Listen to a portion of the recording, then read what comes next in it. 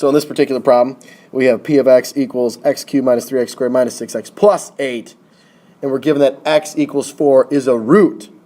And we want to find all other roots. Well, let's do this problem without a calculator. You can totally do it without a calculator, and it's awesome. Isn't that right, Mr. Grabner? Hey, absolutely. He says absolutely. Okay, so if I know that x equals 4, I can use synthetic division to divide that factor out. So we're going to put 4 in the box, because whatever goes in the box there is what x equals. Then I'm going to write down the rest of my coefficients, and we're going to synthetically divide.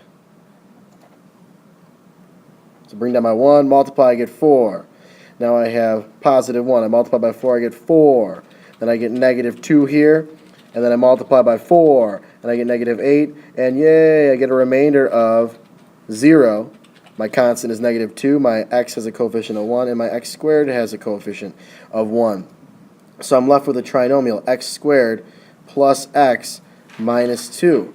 Well, what could I do with a trinomial such as that? Well, you're absolutely right. We could do AM method. Let's set it equal to 0, and let's factor this bad boy. So I'm going to multiply to negative 2, and I'm going to add to positive 1.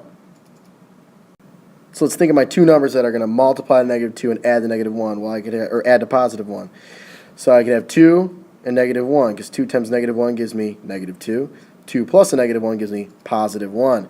There we go. So when I factor this, I'm going to have x plus 2 times x minus 1, and that equals 0. Well, how do I solve for x? That's right, I'm going to set each one of my factors equal to 0. And I'm going to get x equals negative 2 and x equals positive 1. So my other two roots, my other roots that it wanted me to find are these two right here, negative 2 and positive 1. Boom! You can totally handle that while taking a nap.